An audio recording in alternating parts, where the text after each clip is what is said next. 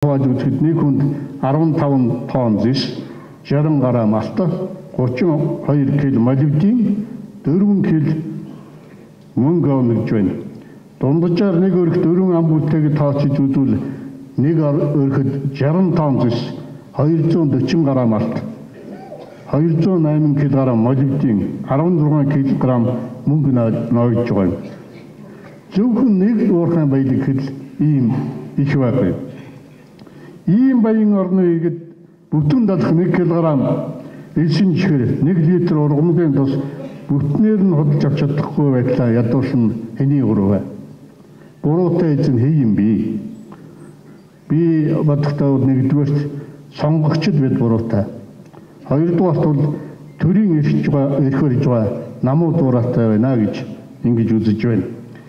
Эрх баригч намууд нь хэрв чи эрх барьж бодлого тодорхойж байгаа бол ард иргэдээ ядуу байлгаж байна. Тэгжээ чи өөрөө сайхан амьдрна гэсэн бодолтой хэлж явах шиг надад заримдаа санагдах юм. Монголын төр гэдэг чинь хэдэн хүний хувьдаа хийдэг газар болж хувирсан байна. Намуудын алдаатай явдаг үйл ажиллагааны талаар би хэдхэн баримтыг тоочиж хэлье. Нэгдүгээрт цалин нэмэх мөнгө тараах зэрэгээр сонгогчдын сандыг авах ажлыг бид нар гол ажлаа болгож импортыг гартаа хатгаж байгаа хэдэн хөл баяжиж байна.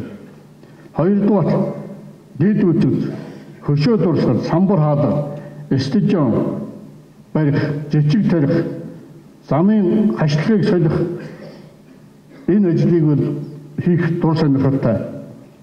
Маш их дур сонирхолтой байгаа.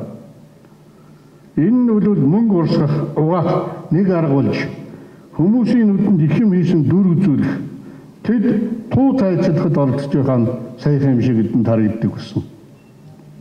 Гуравдугаар дэд үтэж хэрэгтэйч идэх ол, өмс хувц, орон сууц, амьдралын ордог нь илүү чухал гэдгийг энэ намуудын өдрөөрөд мэдж байгаа да. Гэвч энэ чиглэлийн үйлдвэр салбарын байлгахаар олон жил худлаа ярьж байна. Тухайлбал сайн шандын аж үйлдвэрийн парк, төмөр зам, нефт бүтээгдэхүүн, мал аж ахуйн гаралтай бүтээгдэхүүн боловсруулах үйлдвэрлэх, бүтээгдэхүүн боловсруулах эцсийн бүтээгдэхүүний үйлдвэр байгууллагаар өнгөрсөн хугацаанд гарсан шийдвэр олон боловч хэрэгцсэн бараг байхгүй байна. Дөрөвдүгээр ямар ч бодлого хяналтгүйгээр их хэмжээний зээл авч өр зээлийн хэмжээ сүүлийн 10 жилд өнгөрсөн 70 жилийнхээс 2 дахин нэмэгдээд байна. Тавдугаарт гадаадын хөрөнгө оруулалт тендерийн ихэнхийг намын өдөртөд ажиллаж байгаа хүмүүс тэдний танил тал намуудыг санхүүжүүлэгчд үндсэндээ авсан байна. 6 дугаарт төсвийн байгууллагыг бодлогогүйгээр тэлж танил тал намынхын дэд өдөрлөгтэй холбоотой хэсгийг ажлын байраар хангадаг болчих.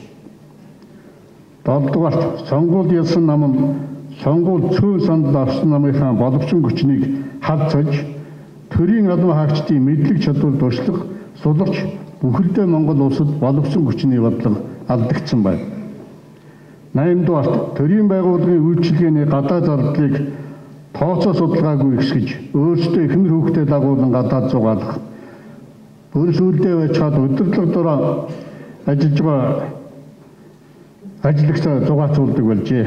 Энэ зардал улсын нууц гэдэг нэрийн дор олон нийт та бидэнд илдэх харуулгаарч айдаг болсон байна.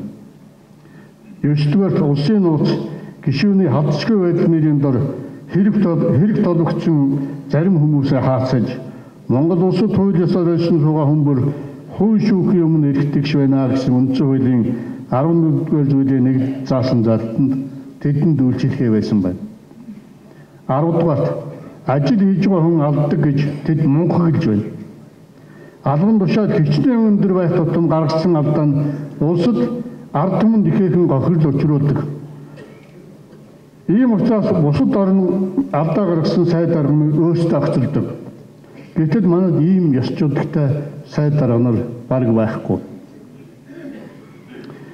Ийм байхад одоогийн тэрсгийн удирдлагыг цаашид ажилуулад ард түмэн хохироод байх болцоогүй болжээ гэж бид үзэж байна.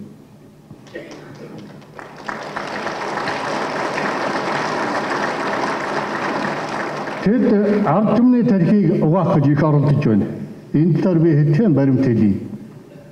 Нэгдүгээрт гадны хөрөнгө оруулалт орж ирснээр 3 дахь хөршийн сонирхлыг Монголдо бий болгож тэднэр аюулгүй байдалд тусгаар тогтнолоо хамгаалуулна гинэ. Энэ бид итгэхгүй. Хоёрдугаар тэд манай шинэ технологи оруулж ирж Монголын мэргэжилтэн ажлыг бэлтгэнэ гинэ. Бидний ч одоо 100 гаруй ижгүй дээд сургуулиуд байгаа шүү дээ. Гуравдугаар тэдний бий болгосон манайд үлднэ. Тэд аваад явж чадахгүй гинэ. Дөрөвдүгээр хий дэмийг хэвтэж байгаа гэж ашиглах хөрөнгө оруулж байхад бид юу ч оруулаагүй байж хувийн авна гэж ярих нь луу иргэн. Тэр ч утгаагаар нүүрсүүд ирээдүйд үнс гэж одоо хүртэл сурталчилж тарих угааж байна. Тавдугаарт оюу толгойн гэрээг эхлүүлснээр тэнд эмнэлэг сургууль, цэцэрлэг, бусад үйлчлэгийн ажлын байр бий болгоно гинэ. Гэтэл үүнээс хэд дахин бага нөөцтэй Эрдэнэт хот бүхэл бүтэн готыг байгуулсан туршлага бидэнд бэлэн байхад энийг ярих дургүй байх шиг байна. Дөрөвдүгээр орон нутгийн хөгжил тус нэмэр болж байна гэнэ. Тухайн баялгаас өхөн тэр нутгийн иргэд хөг хүртэх давуу эрхтэй мэтээр ярьж бичиж зарим зүйл заалтыг хуулийн төрөлд тусгаж байна. Энэ монголчуудын манжийн даралд байх үеийн дов жалганы үзлийг ашиглаж өөр хооронд нь хагаралдуулах гэсэн бодлын нэг үзүүрч байгаа болов гэж би бодож байна.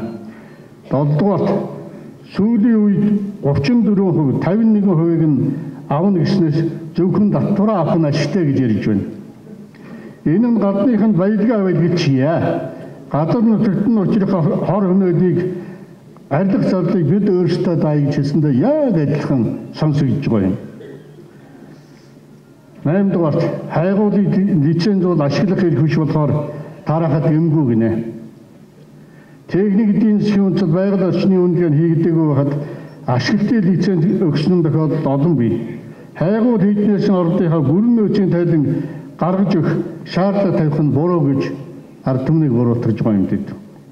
Энэ тарих угаалтын юуны тулд одоо хийгээд байна гэвэл би хоёр зүйл хэлмээр байна. Нэгдүгээр томоохон гэрээ хийхдээ хууль зөрчил хүмүүст хариуцлага тооцохгүй тулд хийж байна. Монголчууд бид тархиа угаалгаж өгч байх ард түмэн биш ээ. Энд бол би бүрэн дүүрэн итгэж байна. Хоёрдугаар баялгаа гадны үндэстэн дамнасан корпорациудад найр тавь өгч тэднээс их хэмжээний авилга авснаа нуун дарагдуулахын тулд тэд энэ тарих угаалтын ажлыг хийж байгаа юм. Манай улсын хувьд хүний хөгжлийн индекс 0.56, ядуурл 30-аас 39%, тэгш ус байдал 36, нэг хүнд ногдох гадаад өр $7,000 орчим болоод байна. Улаанбаатар хот агаарын бохирдоор дэлхийд 2-дугаарт орж байна. Ийм ядуу эдийн засаг өндөр ёс суртахуунтай хүн төлөвч хөрс болж чадахгүй.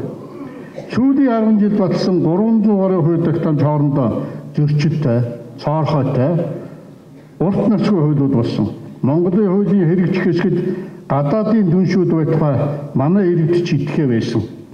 Ер нь сайхан нэртэй ямар ч үйл тогтоомж аваад хэрэгжихгүй бол хэн хэрэгтэй юм бэ? Улсын их хурлд төрөлд ажиллах мэдлэг дурслаггүй. Албан тушаал болон хөрөнгө мөнгөтэй болж баяжих хүсэлтэд хөтлөгдсөн. Тухайн нам танд өгч гарах хөрөнгө мөнгөтэй хүмүүсийг намууд сонгон авч ард түмнээр сонгуулсан дүр эсгсэн үйл ажиллагаа явуулж байна. Засгийн газар тухайн салбартай хүлээн зөвшөөрөгдсөн мэдлэгтэй дурслагтай хүн ажилуулгын оронд нам фракцийн төлөөллийг хүчээр шахаж ажиллаж байгаагаас болоод төрийн нэр хүнд бүх шатанд давж төрд итгэх ард түмний итгэл өнөөдөр алдраад байна. Тэднийг зөвхөн иддэг уудаг, хулигтгаар гайхан ярьцгаадаг болоод удаж байна. Төр нь иргэдээ үжилдэггүй, үүргээ юулуулдаггүй боллоо. Харин өнөөгийн түшмэдүүд их мэдл өмч хөрөнгө албан тушаалаараа бизнес их өргөн боломжтой болсон байна. Улс төрийн намууд нь үзэл сурталт онол үйл ажиллагааны хувьд бие биенээс онц ялгагдахааргүй болжээ. Тэдгээр намуудын мөрийн хөтөлбөр дөстэй, явцуу хэсгийн шинжтэй, олон түмний дэвтэх бас талцуулан задлах үйл ажиллагаа зөнгөдөг, намын удирдлагын үйл ажиллагаа нь олон түмнээсээ салсан хөрөнгө баячийн үнэтэй усан гэмээр харагдаж байна. Өнгөрсөн 25 жилд манай улсын томоохон намууд бодлогын хувьд ч, үзэл онолын хувьд ч, боловсон хүчний хувьд ч улс орноо удирдан чиглүүлж мандатыг авч явах хэмжээнд хүртэл төлөвшөж чадсангүй.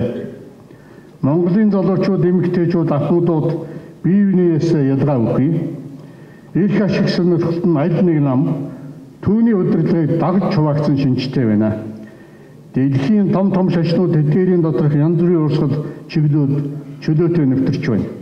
Эх орон үндэстэн шодрох хөдөлгөөр хүнлэг санааны суур үндсэндээ бүдэрч байна. Нүүдэлчдийн соёл бидний нүдэн дээр ил тусдаж үгүй болсоор байна. Соёлын зөвхөн зугаацуулах цэнгэх үүргийн талыг голж байх шиг санагддаг юм а. Хүн амын дийлэнх нь хоол хүнс өмсөж зуух, амьдрал эрүүл мэндэд хамгаалах зэрэг өдөр тутмын хэрэгцээ хангах гэж бүх хүч оюун ухаанаа зарцуулж байна. Өнөөгийн нийгэмд хувь хүмүүсийн хоорондын харилцаа хүмүүнлэг шинжээ алдсаар байна. Амин хувийг хичээж өөрөө л болж явал өөрөө бусад юу болж байсан хамаагүй байдлаар харилцах болжээ.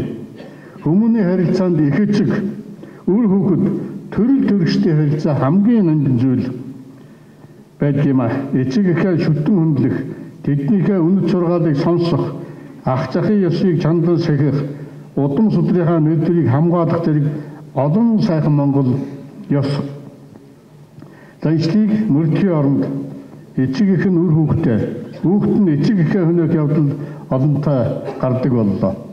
Төр засаг энэ байдлыг мэдсэн ч мэдээгүй юм шиг хайхрамжгүй хандж байна. Үзэл суртал нь улс орны хөгжлийг залж гадаад байр суурийг дэлхийд дахинд бэхжүүлэх тэргүүлэх хүчин зүйлийн нэг байдаг. Үзэл сурталгүй нийгэм залуургүй завтай мөн чанараараа ижил байдаг юм а. Бидний үзэл суртал төрийн тогтолцоо нэгэн үндэс зорилгын төлөө байх ёстой бөгөөд бусад бүх асуудал тэр үнд зүйлдээ захирагдж байх ёстой. Хувь хүний эрх чөлөөний болон нийгмийн тэгш байдлын зарчмыг ухаалгаар хослуулах, эерэг эрх чөлөөний эрхүүд бодит эрх зарчмыг бүрдүүлэх нь төрийн үндсэн зарчим аа. Хүн болгоныг хүнс тэжээд байр, орон сууц, хувцас, боловсрол зэрэг эерэг эрх чөлөөний эрхүүдээр хангаж байж гэмээр нийгмийн тэнцвэрт байдлыг хангах эхний алхмыг хийх болно. Бид эдийн засгийн өсөлт, нийгмийн шударгаас экологийн хариуцлагын нэгдсэн тогтвортой дэвшилт хүргэхийн төлөө байна. Тогтвортой хөгжил гэдэг нь юуны төрөнд ирээдүйн хойч үедээ ажиллаж амьдрах боломжийг олгох, нөөц баялгаан үеийн үед ашиглах боломжтой тогтолцоог бүрдүүлэх ёстой. Түүнээс биш одоогийн шиг бүгдийг ашиглах цөлмөх, ирээдүйдийн их хэмжээний үржил тавьж сонгуул санд авахын тулд улаан тэмцгийг хэлэхгүй. Ийм учраас эдийн засгаас гадна үзэл суртал оюун ухааны цагт цовсгол хийх шаардлагатай болоод байна. Дээр дурдсан хэдэн асуудлыг дүгнж үзвэл өнгөрсөн 25 жилийн хугацаанд бид үндсэн хуулиар баталгаажуулан олж авсан хоёр том эрх мэдлээ нам болон олигархуудад алдсан байна. Нэгдүгээр Монгол улсын үндсэн хуулийн 3 дугаар зүйлийн 3-ын 1-д Монгол улсад засгийн бүх эрх ард түмний мэдэлд байна. Монголын ард түмэн төрийн үйл хэрэг шууд оролцож мөн сонгож байгуулсан төрийн эрх барих төлөөлөлтийн байгууллагаараа уламжлан энэхүү эрх хэлнэ гэж заасан энэ эрх мэдлээ бид намд алдажээ. Хоёрдугаар үндсэн хуулийн 6 дугаар зүйлийн 6-ын 1-д Монгол улсад газар төвний хэвлэл ус амьтан ургамал болон байгалийн бусад баялаг гагцхүү ард түмний мэдэл төрийн хамгаалалт байна гэж заасан. Гэвч энэ эрх мэдлийг олигархууд мэдээлэлд ойр байсан хүмүүс булан авчээ. Төр байгаль орчин баялаг хамгаалах оронд хуульдаа хийхэд оролцдог болсон байна. Тэгэхээр нэгдүгээр эрх мэдлээ олж авахгүйгээр хоёрдугаар эрх мэдлийг олж авах бололцоо байхгүй. Хоёрдугаар эрх мэдлийг олж авахгүйгээр Монголын ард түмний амьдрал дэшил тусгаар тогтнол аюулгүй байдлын эдийн засгийн баталгаат байдал хангахдахгүй.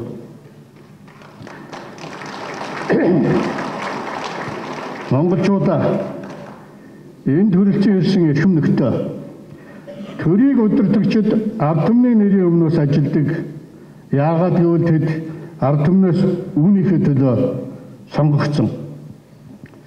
Өнгөрч байгаа 4 жилд ард түмэн эдгээр нөхдүүдээс юу хүсч байсан юм бэ? Би хэдхэн зүйл хэлье. Нэгдүгээр үндсэн хуулинд оруулсан 7 өөрчлөлт хийснийг хүчингүй адгаад өгөөч гэж хүссэн. Үүнийг тэд хийсэнгүй, хүссэнгүй. Хоёрдугаар намын жагсаалтаар 28 хүн улсын их хурлд сонгодог хуулиа өөрчлөө гэсэн. 2012 онд тоо сонгосон бол одоо намаа сонгож авсан нэр хүнийг сонгохоор хуулиа хийсэн байна. Гуравдугаар хар машинаар санал авч сонгуулийн дүн гаргадыг зогсоо гэсэн. Одоо 50% нь хяналтын тоолго хийдэг боллоо гэж бидний хөлөгдөх гэж байна. Дөрөвдүгээр ард түмэнд ашиггүй үндсэн хуулинд очиж хийгдсэн олон улсын гэрээг өөрчлөгсөн харин уламд ордуулж байна. 5-дугаар үр зээлээ багасгаач гэсэн Монгол улсын нийт гадаа дээр 22 тэрбум доллар буюу дотоодын нийт бүтээгдэхүүний 180% тэнцэж байна. 6-дугаар газар нутгаа хамгаалаач гэсэн харин улам олон лиценз олгож газар нутгаа гадаадынханд найр тавьж өгсөөр байна. Ийм жишээ баримт дурдвал цаг цаас үрхээргүй байна. Ийхүү итгэл хүлээсэн ард түмнийхээ төлөө биш, өөрийнхөө хувийн аж амьдрал, албан тушаалын төлөө гадаадынхны гар хөл болж ажиллах стаас салцгаая.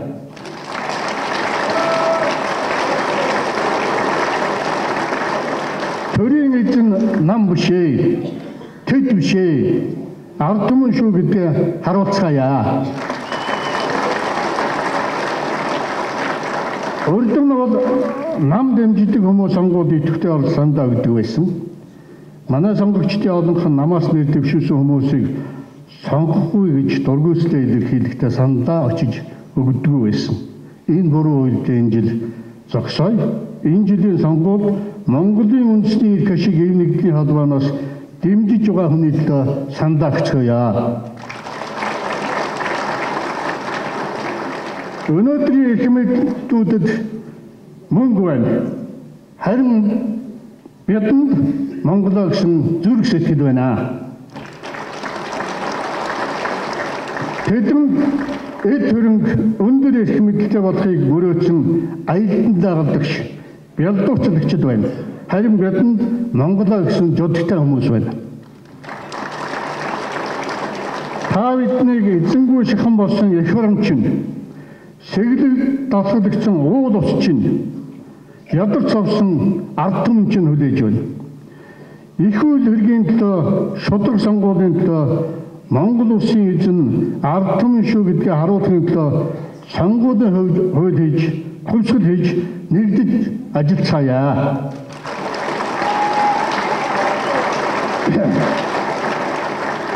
Монголчуудаа бид нам болж талцмааргүй байна. Бид эрх мэдэлтэй хөрөнгөлтүүдийг дагаж хуйлмааргүй байна. Хуваагдмааргүй байна.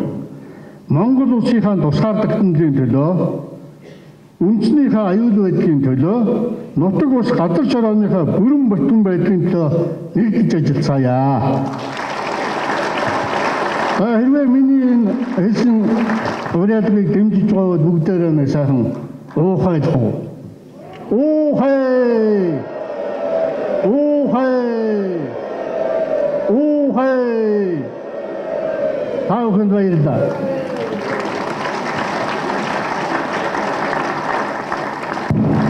За. Сайхан ихтгэл тавьсан гомжтой баярлалаа. Яахан цаг сунжирчлаа. За энийг үндсэн ихтгэл өгнө учраас ард түмэн энд хөрөн цугларсан та бүгд үнэхээр сайхан ихтгэл болж эдний сэтгэл нийлж байна гэж баярлаж байгаагаад юуны өмнө бас талархлаа илэрхийлье. За ингээд хоёр дахь ихтгэл наран гэрэл сонгогч ба улс төрийн хариуцлага.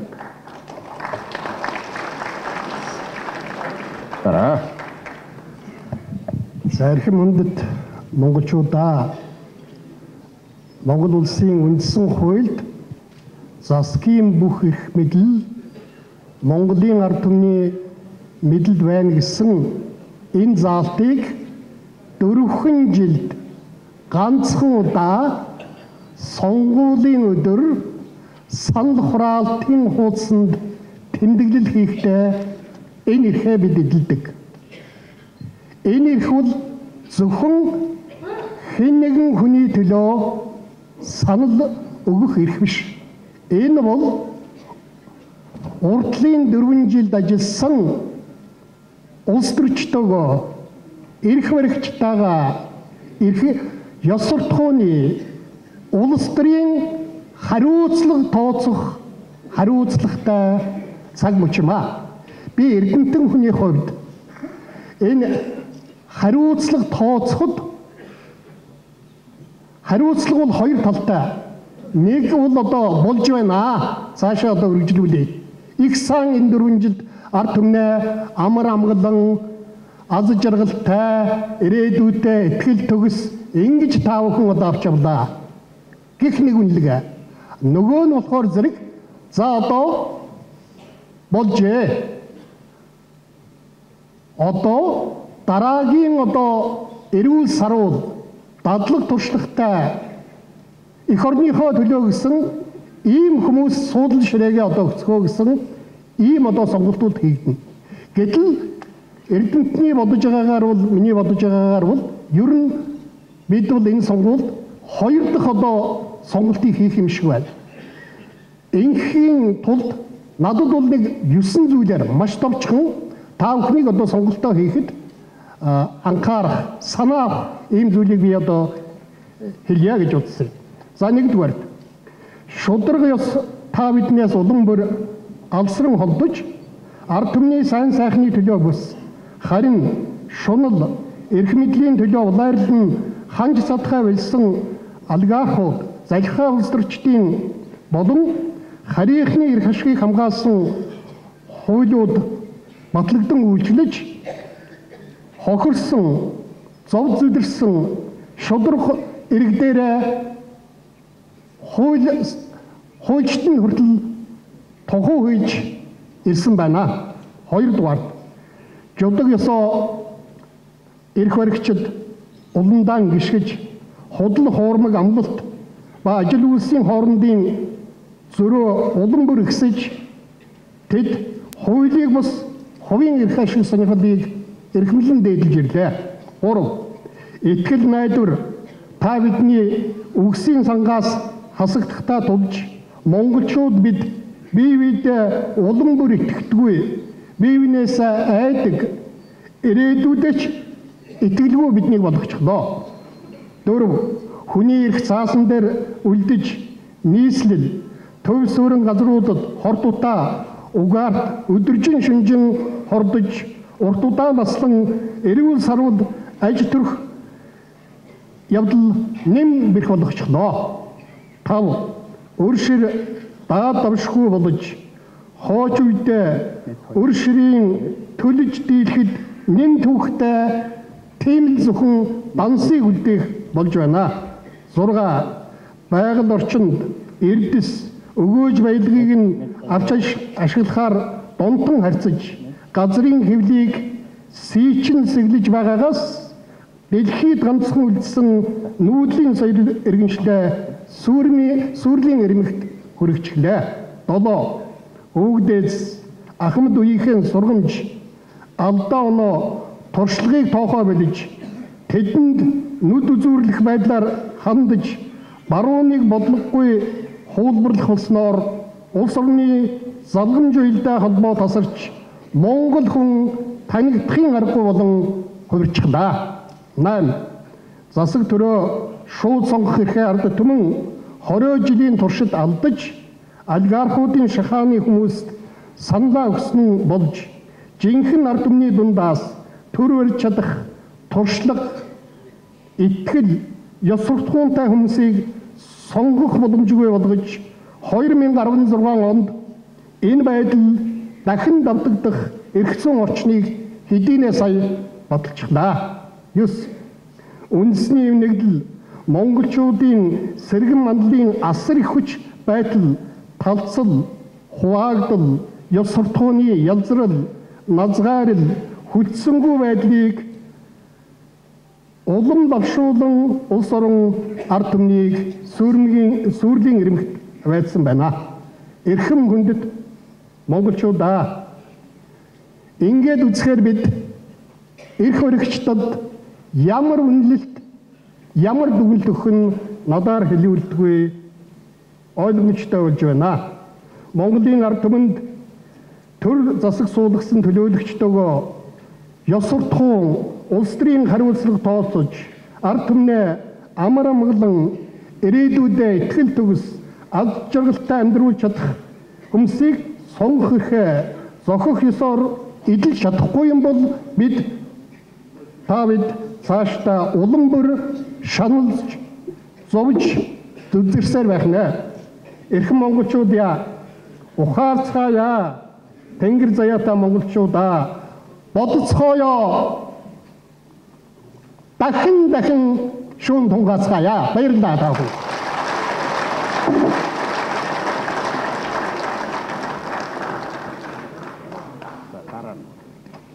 За баярлалаа.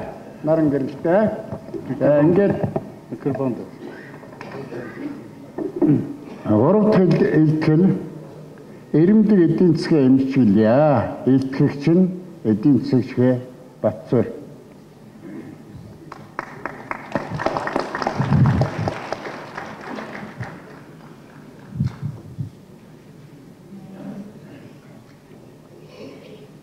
Эдийн засаг бас дахин эдийн засаг. Эрхэм хүндэтгчдээ та бүхэндээ нүгтэн таны сонсогдож байгаа. Таны сонсохгүй байх нь чаргагүй. Яагаад гэвэл энэ үг сүүлийн үед их модонд ороод байгаа. Модонд ороод байгаагийн учир нь та бүхэн мэдж байгаа. Эрх өргөчд маань энэ үгийг дахин давтаараа бидний чихэнд бүр хоногшуулж орхисон юм байна. Өнөөдөр би энэ зогсоо та бүхний өмнө эдийн засаг маань хямралтай байна. Эдийн засгийг аврах хэрэгтэй байна. Аврахын тулд гадаадаас зээл авах хэрэгтэй байна. Үр тавих хэрэгтэй байна. Үр тавиханд эдийн засгийг аврах цорын ганц замаа гэж хэлэх гэж зогсоогүй. Харин би өнөөдөр эдийн засаг маань эрэмдэг байна. Эрэмдэг болсон эдийн засгаа эмчлэх хэрэгтэй байна гэж хэлэх гэж зогсож байна.